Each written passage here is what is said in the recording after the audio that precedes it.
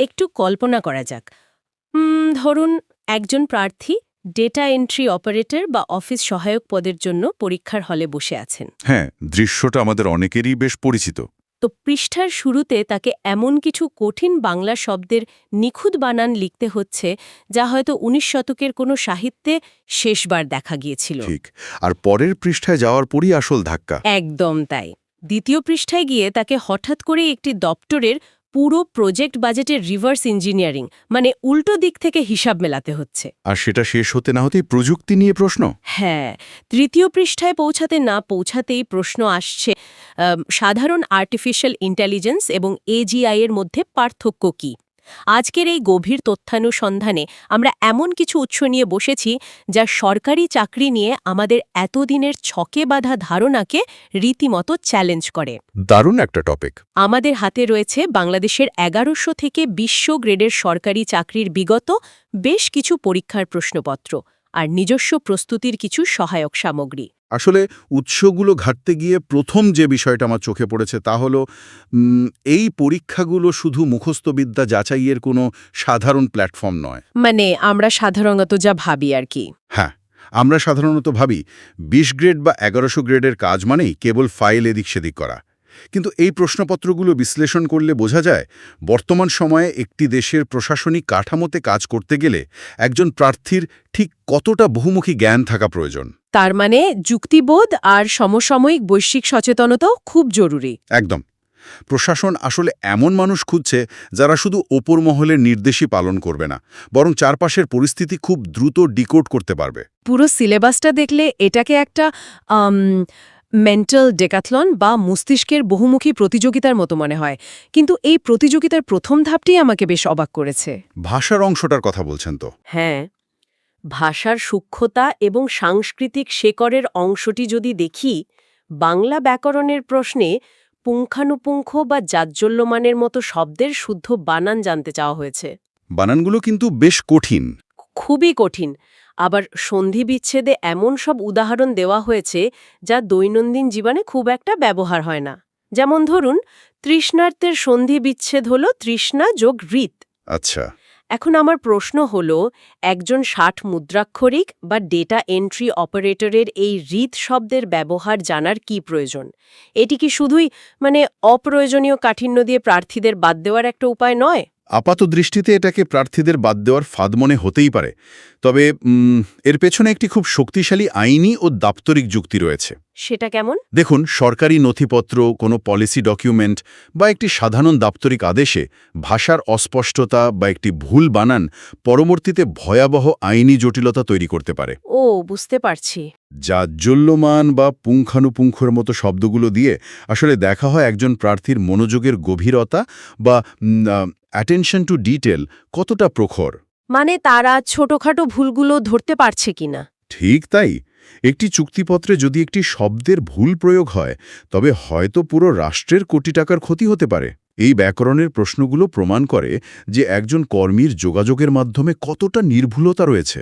আচ্ছা, বাংলার ক্ষেত্রে নির্ভুলতার এই যুক্তিটা মেনে নেওয়া যায়, কিন্তু ইংরেজি অংশের দিকে তাকালে তো দেখি রীতিমতো সাহিত্যের ইতিহাস জানতে চাওয়া হচ্ছে। হ্যাঁ, ইংরেজির সিলেবাসটা বেশ বড়। একদিকে প্রিপোজিশনের সূক্ষ্ম ব্যবহার যাচাই করা হচ্ছে, যেমন ধরুন ডেঙ্গুতে মারা গেলে হি ডায়েড অফ ডেঙ্গু হবে, ফ্রম নয়। আবার ভয়েস চেঞ্জ বা বাচ্য পরিবর্তন থাকছে। হ্যাঁ, এসব তো ঠিক আছে। আবার ইডিয়মস বা বাগধারাও থাকছে, যেমন ব্লু ব্লাড বা অভিজাত বংশীয়, নাল অ্যান্ড ভয়েড বা বাতিল। কিন্তু খটকা লাগে অন্য জায়গায়, সাহিত্যের অংশে, তাই তো? হ্যাঁ, যখন দেখি জর্জ অরওয়েলের অ্যানিম্যাল ফার্ম বা আর্নেস্ট হেমিংওয়ের সাহিত্যের নাম জানতে চাওয়া হচ্ছে, তখন তো অবাক হতেই হয়। স্বাভাবিক। একজন অফিস সহায়কের হেমিংওয়ে সাহিত্য পড়া কি আসলেই তার এক্সেল শিটে ভুল কমানোর নিশ্চয়তা দেয়? এটি তো এক ধরনের এলিটিজম বা আভিজাত্য দেখানোর মতো বিষয় হয়ে গেল। হেমিংওয়ে বা অরওয়েল পড়ার সাথে এক্সেল শিটে ভুল কমানোর সরাসরি কোনো সম্পর্ক নেই, এটা সত্যি।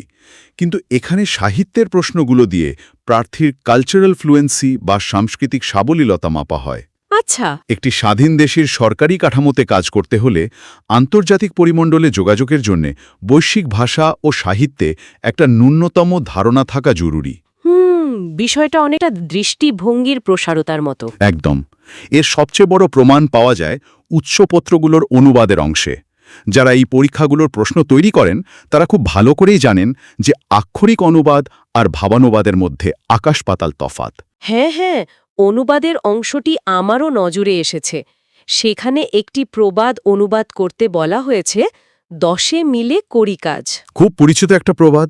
এখন কেউ যদি এর আক্ষরিক অনুবাদ করে 10 পিপল ওয়ার্ক টুগেদার, তবে তো অর্থ পুরোপুরি বদলে গেল। এর সঠিক ভাবানুবাদ দেওয়া হয়েছে ইউনিটি ইজ স্ট্রেংথ। ঠিক, মানে এখানে শুধু শব্দার্থ জানলে হচ্ছে না, একদম, শব্দের পেছনের মনস্তত্ত্বটাও বুঝতে হচ্ছে। একেই বলে বুদ্ধিবৃত্তিক নমনীয়তা বা কগনিটিভ ফ্লেক্সিবিলিটি।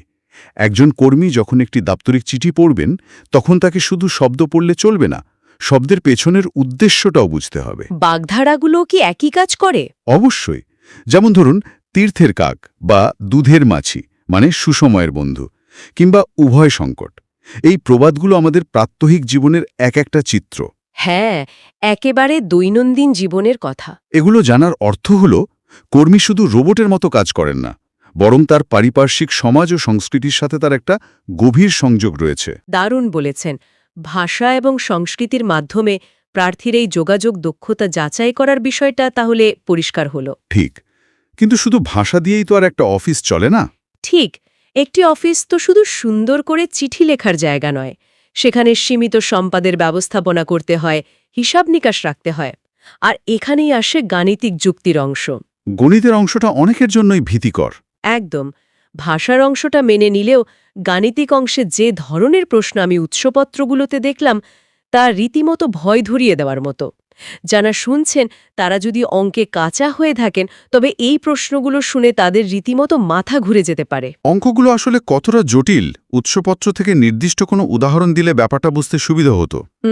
যেমন ধরুন শতকরার হিসাবের একটি বাস্তব জীবনের গণিত। প্রশ্নে বলা হচ্ছে চিনির মূল্য 20% কমে গেলে এবং ব্যবহার 20% বৃদ্ধি পেলে শতকরা কত খরচ বাড়ে বা কমে। আচ্ছা। সাধারণ যুক্তিতে যে কেউ ভাববে 20% দাম কমল আবার 20% ব্যবহার বাড়ল, তার মানে তো খরচ একই থাকার কথা, জিরো সাম গেম।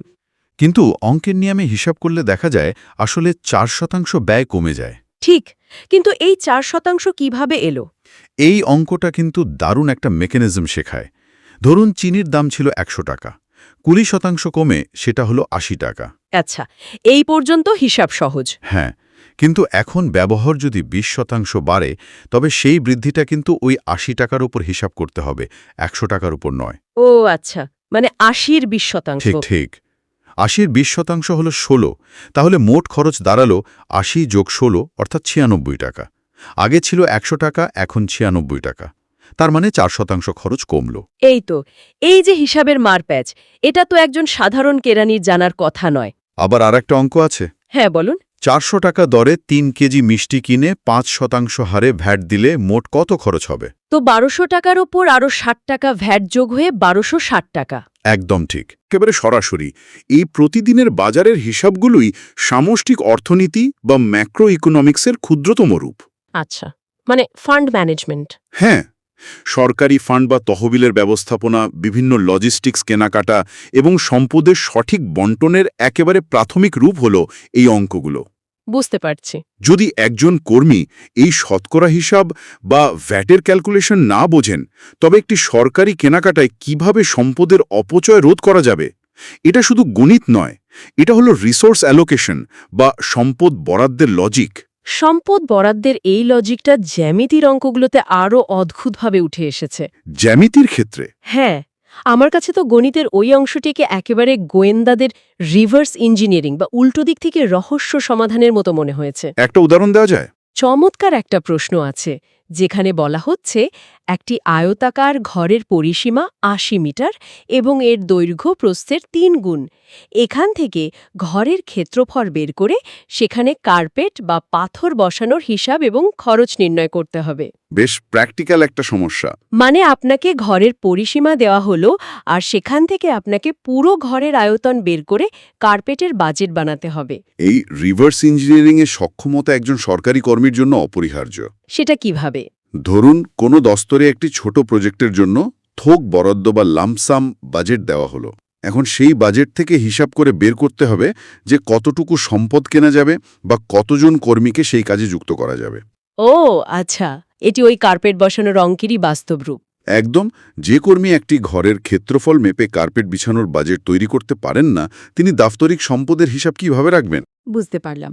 আচ্ছা, এছাড়া বয়স ও অনুপাতের যে অঙ্কগুলো থাকে, যেমন পিতা ও পুত্রের বর্তমান বয়সের অনুপাত দেওয়া আছে এবং কয়েক বছর পর সেই অনুপাত কিভাবে বদলাবে, এগুলো কি তাহলে একই রকম কোনো কাজে লাগে? নিশ্চিতভাবে এগুলো মূলত লজিক্যাল ডিডাকশন বা যৌক্তিক অনুমান করার ক্ষমতা তৈরি করে। ফোরকাস্টিংয়ের মতো কিছু। হ্যাঁ, আজকে একটি দপ্তরে 10 জন কর্মী আছে। 5 বছর পর কাজের চাপ বাড়লে কতজন কর্মী লাগবে? এই যে ডেটা বা পরিসংখ্যান ভবিষ্যতে কিভাবে পরিবর্তিত হতে পারে, সেই দূরদৃষ্টি তৈরির একটা প্রাথমিক মহড়া হলো এই গাণিতিক সমস্যাগুলো। তাহলে দেখা যাচ্ছে ভাষা দিয়ে সাংস্কৃতিক বোধ যাচাই হলো, আর গণিত দিয়ে সম্পদের ব্যবহার ও ফোরকাস্টিং। ঠিক। কিন্তু এরপর যখন আমরা সাধারণ জ্ঞানের অংশে আসি, তখন পুরো সিলেবাসের ক্যানভাসটা এত বিশাল হয়ে যায় যে খেয়ে হারিয়ে ফেলতে হয়। সাধারণ জ্ঞানের পরিধি তো সবসময় বড় হয়। তা ঠিক, কিন্তু একজন সরকারি কর্মচারীকে শুধু ফাইলের ভেতরে আটকে থাকলে চলে না, বরং ফাইলের বাইরের দুনিয়া এবং দেশের রাজপথের খবরও রাখতে হয়। এই প্রশ্নপত্রগুলোতে চোখ বোলালে একই সাথে অতীত, বর্তমান এবং ভবিষ্যতের এক অদ্ভুত মেলবন্ধন চোখে পড়ে। সমসময়ে কোন বিষয়গুলো আপনাকে এতটা ভাবাচ্ছে? এই প্রশ্নপত্রগুলোতে জুলাই গণ অভ্যুত্থান 2024-এর বিষয়টি অত্যন্ত স্পষ্টভাবে উঠে এসেছে। হ্যাঁ, এটা একটা বড় বিষয়। অনুচ্ছেদ রচনা থেকে শুরু করে অনুবাদ, যেমন ধরুন, during the July mass uprising of 2024, many students and people sacrificed their lives selflessly, এমন বাক্য অনুবাদ করতে দেওয়া হয়েছে। আবার সাধারণ জ্ঞানে জিজ্ঞাসা করা হচ্ছে জুলাই বিপ্লবের প্রথম শহীদ আবু সাইদের নাম। আচ্ছা। আমরা এখানে কোনো রাজনৈতিক অবস্থান নিচ্ছি না, শুধু প্রশ্নপত্রের বিষয়বস্তু তুলে ধরছি। কিন্তু রাষ্ট্রযন্ত্র তার কর্মীদের কাছ থেকে এই সাম্প্রতিক ঘটনাগুলোর পুঙ্খানুপুঙ্খ জ্ঞান কেন প্রত্যাশা করছে? একটি দেশের প্রশাসনে কাজ করতে হলে দেশের সাম্প্রতিক রাজনৈতিক ইতিহাস এবং সমাজ কাঠামোর পরিবর্তন সম্পর্কে সম্যক ধারণা থাকাটা বাধ্যতামূলক। সরকার বা প্রশাসন কোনো বিচ্ছিন্ন দ্বীপ নয়। রাইট। যে জনসমুদ্রের উপর ভিত্তি করে এই কাঠামোর পরিবর্তনগুলো হয়, তার ইতিহাস যদি একজন সরকারি কর্মী না জানেন, তবে তিনি কখনোই জনগণের সাথে সম্পৃক্ত হয়ে কাজ করতে পারবেন না। অর্থাৎ জনগণ থেকে বিচ্ছিন্ন হওয়া যাবে না। একদম। এই প্রশ্নগুলোর উপস্থিতি প্রমাণ করে যে প্রশাসন এমন কর্মী চায় যারা সমসাময়িক ঘটনা প্রবাহ সম্পর্কে পুরোপুরি সচেতন। সমসাময়িক রাজনীতির পাশাপাশি জাতীয় অর্থনীতি ও কাঠামোগত উন্নয়নের প্রশ্ন আছে প্রচুর। হ্যাঁ, ইনফ্রাস্ট্রাকচার নিয়ে। মাতারবাড়ি গভীর সমুদ্র বন্দরের গুরুত্ব কি, যমুনার রেল সেতু নিয়ে প্রশ্ন, কিংবা এলডিসি মানে স্বল্পোন্নত দেশের সংখ্যা যে 44টি, তা জানতে চাওয়া হয়েছে। এখন আমার প্রশ্ন হলো, একজন ডেটা এন্ট্রি অপারেটরের কি আসলেই মাতারবাড়ির সমুদ্র বন্দরের অর্থনৈতিক গুরুত্ব জানার দরকার আছে? অবশ্যই আছে। মাতারবাড়ি গভীর সমুদ্র বন্দরের মেকানিজমটা একটু বুঝতে হবে। আগে বড় মাদার ভেসেল বা জাহাজগুলো সরাসরি আমাদের দেশে ভিড়তে পারত না। সেগুলো তো অন্য বন্দর হয়ে আসতো, তাই না? হ্যাঁ, সিঙ্গাপুর বা কলম্বো হয়ে আসত। মাতারবাড়ির কারণে সেই জাহাজগুলো সরাসরি আসতে পারবে, যার ফলে আমদানি রপ্তানি খরচ ব্যাপকভাবে কমে যাবে। ও, বুঝতে পারছি। এটা একটা বড় অর্থনৈতিক পরিবর্তন। ঠিক।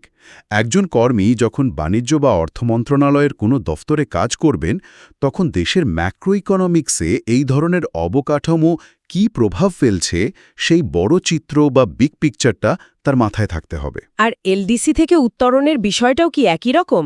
একই রকম। একটি দেশ যখন এলডিসি থেকে বেরিয়ে আসে, তখন আন্তর্জাতিক বাণিজ্যে তারা অনেক শুল্ক সুবিধা হারায়। এই ভূ রাজনৈতিক এবং অর্থনৈতিক ফোরকাস্টিংগুলো দফতরে সাধারণ কর্মীদেরও ধারণায় থাকতে হয়। এই জায়গাতেই আমি সবচাইতে বড় ধাক্কাটা খেয়েছি। কেন? একদিকে যেমন আমরা 2024 সালের সাম্প্রতিক ইতিহাসের কথা বলছি, মাতারবাড়ি বা এলডিসি নিয়ে দেশের অর্থনীতির কথা বলছি, ঠিক তার পরপরই আবার প্রশ্নপত্র আমাদের নিয়ে যাচ্ছে ভবিষ্যতের প্রযুক্তি আর বৈশ্বিক ভূ রাজনীতির একেবারে কেন্দ্রবিন্দুতে। প্রযুক্তির প্রশ্নগুলো আসলে ইন্টারেস্টিং। একই প্রশ্নপত্রে যখন আর্টিফিশিয়াল জেনারেল ইন্টেলিজেন্স বা এজিআই নিয়ে প্রশ্ন থাকছে তখন সত্যি অবাক হতে হয়। সাধারণ এআই নয়, একেবারে এজিআই। এটি খুবই আকর্ষণীয় একটা বিষয়। এআই বা কৃত্রিম বুদ্ধিমত্তা এবং এজিআই এর মধ্যে কিন্তু বড় ধরনের পার্থক্য রয়েছে। পার্থক্যটা যদি একটু বুঝিয়ে বলতেন। সাধারণ এআই হল একটা ক্যালকুলেটরের মতো। আপনি তাকে যা বলবেন সে শুধু ওই নির্দিষ্ট কাজটিই করবে। সে নিজে থেকে নতুন কিছু ভাবতে পারে না। আর এজিআই? এজিআই হল অনেকটা একজন ভার্চুয়াল ইন্টার্ন বা সহকারীর মতো।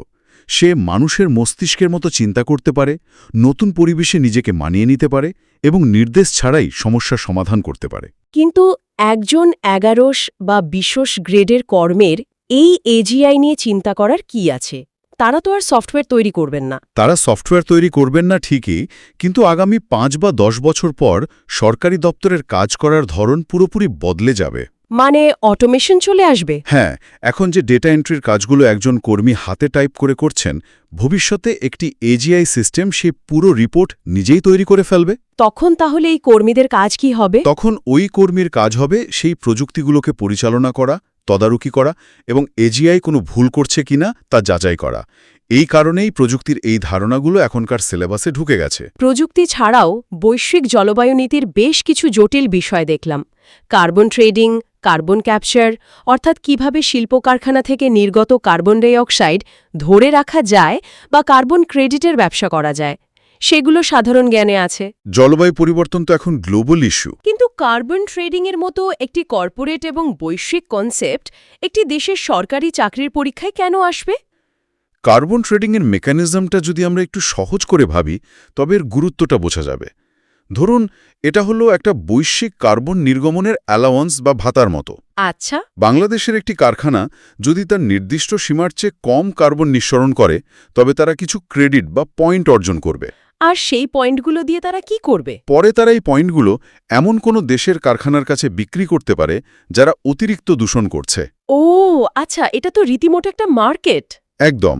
যেহেতু বাংলাদেশ জলবায়ু পরিবর্তনের কারণে অত্যন্ত ঝুঁকিপূর্ণ একটি দেশ, তাই এই কার্বন ট্রেডিং বা কার্বন ক্যাপচারের মতো বিষয়গুলো ভবিষ্যতে দেশের যে কোনো নীতি নির্ধারণে সরাসরি প্রভাব ফেলবে।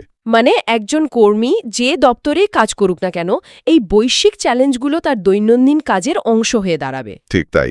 এমনকি 2028 সালের মার্কিন নির্বাচন কবে হবে সেই প্রশ্নও দেখা যাচ্ছে। এটি যেন এক পা বর্তমানের বাস্তবতা এবং আরেক পা সায়েন্স ফিকশন দুনিয়ায় রাখার মতো বিষয়। যুক্তরাষ্ট্রের নির্বাচনের মতো বৈশ্বিক রাজনীতি সরাসরি একটি উন্নয়নশীল দেশের বৈদেশিক নীতি এবং অর্থনীতিকে প্রভাবিত করে। হ্যাঁ, ফান্ডিংয়ের একটা ব্যাপার থাকে। আমরা উৎসপত্রে ইআরডি বা ইকোনমিক রিলেশনস ডিভিশনের মতো দপ্তরের কাজ কি, সেই প্রশ্নটিও দেখেছি। বৈশ্বিক রাজনীতির পালাবদল কিভাবে স্থানীয় ফান্ডিং বা অনুদানে প্রভাব ফেলে সেটা বুঝতে পারাই হলো এই প্রশ্নগুলোর মূল উদ্দেশ্য। এই সবকিছু মিলিয়ে আসলে প্রমাণ করে যে এখনকার প্রশাসনকে কতটা বহুমুখী হতে হচ্ছে। একদম। তার মানে গ্লোবালি চিন্তা করতে হবে, কিন্তু কাজ করতে হবে লোকালি। এই যে বাংলা ব্যাকরণের শেকড় অর্থাৎ পুঙ্খানুপুঙ্খ বানান থেকে শুরু করে কার্পেট মোড়ানোর গাণিতিক রিভার্স ইঞ্জিনিয়ারিং হয়ে এজিআই এবং কার্বন ট্রেডিং পর্যন্ত আমাদের আজকের এই যে যাত্রা, এটা সত্যি আমাদের চোখ খুলে দেওয়ার মতো। সত্যি অসাধারণ একটা স্পেকট্রাম, একটি ব্লুপ্রিন্ট। এই তথ্যানুসন্ধান থেকে একটি বিষয় খুব স্পষ্ট: ক্রিটিক্যাল থিঙ্কিং বা গঠনমূলক চিন্তাভাবনা এখন আর কোনো বিলাসিতা নয়। একদমই না। একটি দেশের প্রশাসন যখন বুঝতে পারে যে তাদের শুধু কেরানি নয়, বরং প্রবলেম সলভার বা সমাধানকারী প্রয়োজন, তখনই সিলেবাসের এই ধরনের বিবর্তন ঘটে। ঠিক। যে কর্মী একই সাথে জর্জ অরওয়েল পড়েছেন, আবার এজিআই কিভাবে কাজ করে তা বোঝেন এবং একই সাথে দেশের রাজনৈতিক ইতিহাস সম্পর্কেও ওয়াকিবহাল, তিনি একটি পুরনো আমলাতান্ত্রিক ব্যবস্থাকে ভেতর থেকে বদলে দেওয়ার ক্ষমতা রাখেন। দারুণ একটা জায়গায় আমরা এসে দাঁড়িয়েছি। যারা শুনছেন তাদের জন্য একেবারে শেষে একটি চমৎকার চিন্তার খোরাক রেখে যেতে চাই। অবশ্যই। আমরা উৎসপত্রে দেখেছি যে সাধারণ জ্ঞানের পাশাপাশি ডিজিটাল নথি ব্যবস্থাপনা, কম্পিউটার ভাইরাস এবং সাইবার নিরাপত্তা নিয়ে সতর্কতামূলক প্রশ্ন রয়েছে। হ্যাঁ, সাইবার সিকিউরিটি তো এখন সবচেয়ে বড় উদ্বেগের জায়গা। এখন একটু চারপাশটা কল্পনা করুন।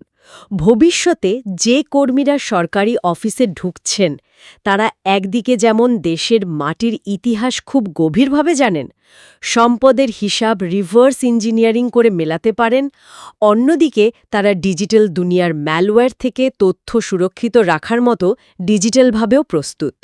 আর এজিআই এর মতো প্রযুক্তিকে তারা হ্যান্ডেল করতে জানেন? ঠিক বলেছেন। যদি সত্যিই এমন একটি ওয়ার্কফোর্স তৈরি হয়ে যায়, তবে আগামী কয়েক দশকে আমাদের চিরচেনা সেই গতানুগতিক আমলাতন্ত্রের চেহারা বা সেই ধীর গতির ফাইল চালাচালির সংস্কৃতি ঠিক কতটা জাদুকরীভাবে বদলে যাবে। এটি সত্যি ভাবার মতো একটি বিষয়। প্রযুক্তি এবং শেখর সন্ধানী মানসিকতার এই যে মেলবন্ধন, তা পুরো সিস্টেমটাকে একটি নতুন এবং অভাবনীয় গতি এনে দিতে পারে। একেবারে তাই। হয়তো খুব শীঘ্রই পুরনো জংধরা সিস্টেমের খোলস ছেড়ে একটি স্মার্ট, আধুনিক এবং দ্রুত গতির কাঠামোর জন্ম হবে। এই প্রশ্নটা নিয়েই আজ আমরা আমাদের আলোচনা শেষ করছি। হয়তো কালকের ভবিষ্যৎ আজকের এই প্রশ্নপত্রগুলোর ভেতরেই লুকিয়ে আছে।